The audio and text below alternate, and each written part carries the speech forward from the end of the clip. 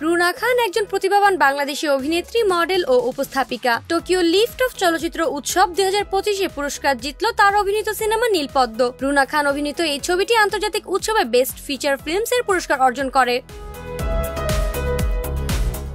পুরস্কার প্রাপ্তির পর এর নির্মাতা তৌফিক এলাহি বলেন, টোকিও লিফট অফ ফেস্টিভ্যালে নীলপদ্ম সিলেকশনে ছিল। জুরিরা সিনেমাটিকে নানাভাবে বিচার বিশ্লেষণ করে মার্কিং করছিলেন। সমস্ত আপডেটই ইমেল যোগে পাচ্ছিলাম, কিন্তু সিনেমাটি যে নির্বাচিত বহু সিনেমাকে পেছনে ফেলে সেরা ফিচার ফিল্মস হিসেবে পুরস্কৃত হবে সেটা ভাবিনি।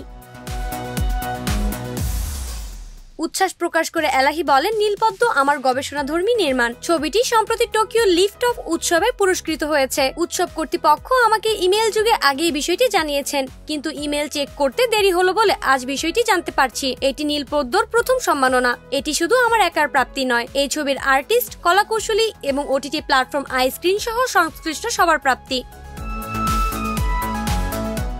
দৌলতদিয়ার যৌনকর্মীদের জীবন, সামাজিক পরিচয় ও অধিকারের গল্প নিয়ে নির্মিত নীলপদ্ম। নিউ ইয়র্কে সুচিত্রা সেন আন্তর্জাতিক বাংলা চলচ্চিত্র উৎসবে ওয়ার্ল্ড প্রিমিয়ার হয়েছিল নীলপদ্মর। চলতি বছর ঢাকা আন্তর্জাতিক ফিল্ম ফেস্টিভ্যালেও প্রদর্শিত হয়েছিল ছবিটি। সিনেমাটি নিয়ে এর নির্মাতার ছিল বেশ প্রত্যাশা। প্রসঙ্গত, রুনা খান 2002 সালে মডেলিং এর মাধ্যমে মিডিয়া জগতে আসেন। পরবর্তী সময়ে তিনি বিভিন্ন টেলিভিশন চ্যানেলে উপস্থাপিকা হিসেবে কাজ করেন এবং দর্শকদের মধ্যে জনপ্রিয়তা অর্জন করেন। সাহসী অবতারে ধরা দিতে রুনা খানের জুড়ি নেই। পর্দায় কিংবা বাস্তবে বরাবরই স্পষ্টবাদী এই অভিনেত্রী। অভিনয়ে তার যাত্রা শুরু হয় 2005 সালে। তিনি বিভিন্ন টেলিভিশন নাটক ও ধারাবাহিকে অভিনয় করেছেন।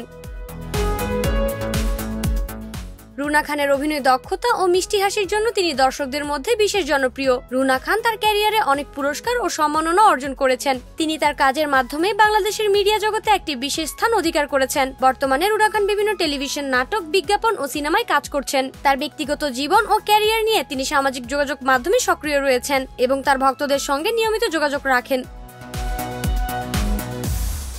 রুনা খানের মিডিয়া জগতে অবদান ও তার প্রতিভা তাকে বাংলাদেশের শীর্ষস্থানীয় অভিনেত্রীদের মধ্যে একটি মর্যাদাপূর্ণ অবস্থানে নিয়ে এসেছে। বিভিন্ন কারণে তিনি সবসময় সমালোচনায় থাকেন। বিশেষ করে খোলামেলা পোশাক, সাহসী পদক্ষেপ এবং ফটোশুটের জন্য তিনি সমালোচিত হন। কিন্তু কোনো সমালোচনার তোয়াক্কা না করে তিনি এগিয়ে চলেছেন। নামি জান্নাত ব্যাপ্তি, শোবিজ 24, ঢাকা।